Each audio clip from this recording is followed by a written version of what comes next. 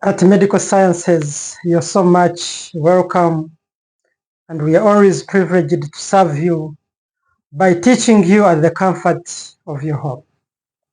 So in today's session, we want to look at how blood group, especially ABO blood group, is formed.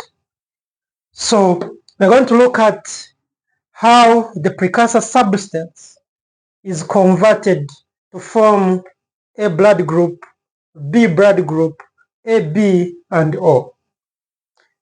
Hope you will enjoy this session. And we know that this blood group, that is ABO, which was discovered by Karl Landstein, who is a German scientist, he postulated that we always have what we call a basic precursor substance. And this basic precursor substance is the one that is used for formation of all types of blood group, whereby in the case there is inheritance of what we call H gene, and this gene can be homozygous or it can be heterozygous.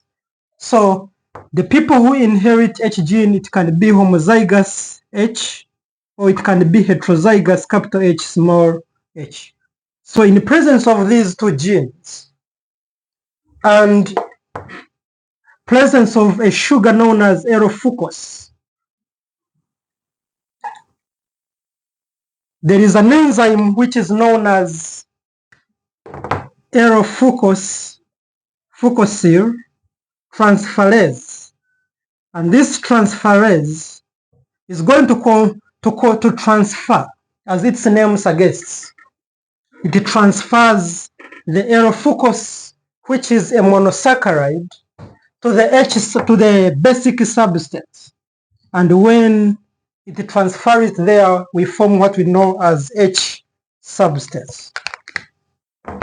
So the H substance is formed, and this substance is being formed by addition of the L-fucose monosaccharide, which is a carbohydrate, to the basic precursor substance to form the H substance. And then it is this H substance on the surface of red cells in the individual that, in the presence of other genes, for example, if we want to form blood group A,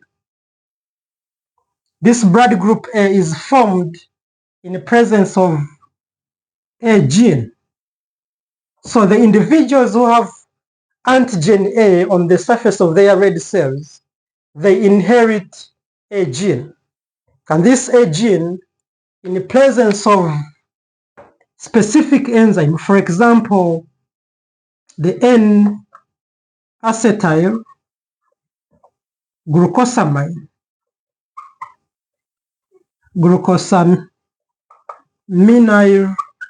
transferase. This transferase enzyme is going to transfer the N-acetyl glucosamine on the H substance, and when it is added on the H substance, we are able to form a antigen. We form a antigen plus H antigen. So we are saying, how does a antigen, how is it formed? It is formed whereby the N-acetyl glucosamine transferase transfer this monosaccharide, that is N-acetyl glucosamine, to the H substance, forming A antigen and H antigen. And these antigens are always expressed on the surface of red cells. So that is due to the addition of this monosaccharide, N-acetyl glucosamine, in the presence of N-acetyl glucosamine transferase. And it is this A antigen that results into formation of A blood group, A group. So people with A blood group, they always inherit this A gene, which leads to formation of A antigen on the surface of red cells and H antigen. But this H antigen is in small amounts because much of it is converted to A antigen. Then what about people with blood group B? Individuals with blood group B, for them, we're going to see that they inherit B gene. And this B gene, after being inherited from both parents, it enables the formation of the enzyme. And this enzyme is specific. It is known as D-galactosyl transferase.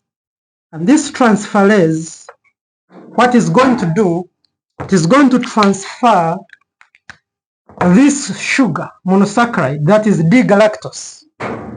And when D-galactose is added to the H substance in presence or catalyzed by D-galactosyl transferase, we are able to form what we know as B antigen.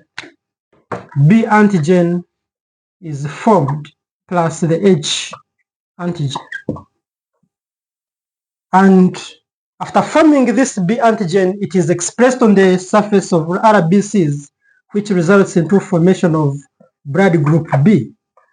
So blood group B is formed due to presence of B antigen on the surface of red cells in the presence of B gene inherited from parents. And it is formed by addition of a monosaccharide sugar, that is D-galactose. And that is how it is formed. Then you can ask yourself that how do we form blood group AB? Individuals with blood group AB, for them, it is formed due to presence of both genes. So these individuals have both A and B genes inherited. And due to presence of these both genes, they command formation of both of these transferases. That is N-acetyl glucosamine transferase and D-galactosyl transferase. And the presence of both enzymes responsible for formation of A and B antigen, because they are commanded by these genes, we are able to form both A and B antigen. So we shall find this individual has both A antigen, B antigen plus H antigen. And these ones end up having blood group AB.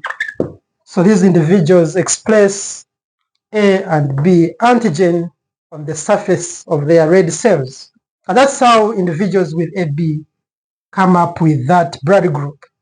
Then finally, in case we have H substance in our cells, that is specifically RBCs, then an individual does not inherit either A gene or B gene.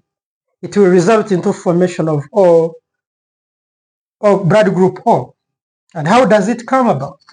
We are going to see that in the case we have H substance on RBCs and there is no inheritance of A or B gene, if they are absent, we are going to see that there is no enzyme. Because we know that A gene and B gene are the one responsible for the formation of these transferases. So when they are absent in your body, meaning there is no specific enzyme that is formed. And when there is no specific enzyme that is formed, then we shall not form A or B antigen. So we shall end up having no A or B antigen. But we shall have plenty of H substance, of H antigen. So H antigen will be in excess because all of it is not converted due to absence of these genes that command transferases that transfer the specific monosaccharides to form either A antigen or B antigen. So because they lack, you find all the H antigen is not converted. So we shall have excess of the H antigen present. And this one results into formation of blood group known as O blood group. So O blood group is formed due to lack of A or B gene. Instead, these ones, some scientists say they inherit what we call O gene. And O gene is the one that commands the formation of, it results into no A antigen and B antigen, resulting into excess of the H antigen, which is blood group O. So that's why we normally say that individuals with blood group O, they neither have antigen A or they don't have antigen B. So this is how A is formed, blood group B is formed, blood group AB and blood group O. That's how they are formed from H substance. But everything begins with presence of H gene, which commands addition of arrow focus to form H substance. Then as I end this video, we are going to see that there are certain individuals, especially who are born without H gene. And these guys, for them, instead of having dominant H gene, they have small h. And this one means they have no H gene, meaning they cannot command formation of this transferase, that is arrow focusyl transferase. So meaning they cannot add arrow focus to form H substance from the basic precursor substance. So what will result is that there is no formation of H substance, no H substance formed, meaning the precursor will remain, and this one will result into no formation of blood group. And what they result in is what we call Bombay. These ones are known as Bombay blood group, which are especially found in India. That is Bombay. It is a rare blood group, which is these individuals, they lack H gene, and because they lack H gene, there is no formation of H substance, so the basic precursor remains, and hence there is no formation of anti-A antigen or B antigen, resulting into what we call Bombay blood group. This is a rare group, and it is always abbreviated as OH. This is what we know as Bombay. And individuals with Bombay blood group, they always have in their serum, you find they have both anti-A, anti-B, and anti-H in their serum. And many times on routine grouping, when they are grouped, they always confuse them with blood group O. But this is what we call Bombay, formed due to lack of H gene in their blood, which, of course, if there is no H gene, there is no formation of H substance, and without H substance, we cannot form A antigen and B antigen, resulting into formation of Bombay. So the difference between Bombay and blood group O is that the Bombay people have anti-H, whereas blood group O lacks antibody H. That is the only difference between Bombay and blood group. Otherwise, many people confuse them to be blood group O because it is a rare population. So this is what we can discuss about the formation of different blood groups. As a recap, we always remember that everything begins with a basic precursor substance, whereby if an individual has homozygous or heterozygous H gene, it commands the formation of a monosaccharide known as arrow focus, which is transferred to the basic precursor in the presence of focusyl transferase forming H substance. So H substance is just whereby you have a basic precursor, then you add arrow focus, you form H substance. And we have seen this H substance in the presence of a sugar known as N-acetyl glucosamine. When it is added on it, we form A antigen. That is in the presence of A gene, which commands the formation of that specific transferase. and plus H antigen, which results into blood group A. Then we have seen if someone inherits B gene, then they are going to command formation of this enzyme known as galactosyl transferase, which adds this D-galactose to H substance, forming B antigen and a smaller amount of H antigen, leading to formation of blood group B. Then if an individual inherits both B and A gene, they command the formation of both enzymes, leading to formation of blood group AB. Then if there is no A or B gene, then the resultant formation is there is no antigen, no A antigen and no B antigen. Then with excess of H antigen. Why excess? Because all of it remains and is converted into H antigen on presence of RBCs, resulting into formation of blood group O, which majority of individuals always have blood group O. Then we have seen a rare case whereby the Bombay, they are born without gene for H. So meaning they cannot incorporate L focus, leading to no formation of H substance. And without H substance, we cannot form these blood groups. So these people become Bombay, which is a rare condition. And we have seen that the difference between them is that these guys lack H gene for O they have H gene. These ones have antibody H, then O lacks antibody H in their serum.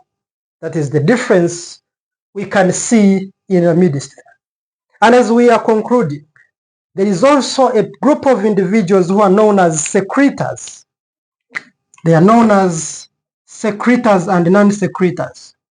Secretors, these guys, for them, they inherit the secretor gene, and this secretor gene causes presence of A, B, and H antigen, presence of these antibodies. These are antibodies in mucus secretions. For example, you find these water-soluble antigens within saliva and other mucous membranes like amniotic fluid, like urine, and others. So if you find these water-soluble antigens in the body fluids accepted on the surface of RBCs, these people are known as secretors. Whereas these are in the few individuals, majority of them are non-secretors because they lack secretor gene. But those ones whom we find these water-soluble antigens in the saliva and other body fluids, we call them secretors.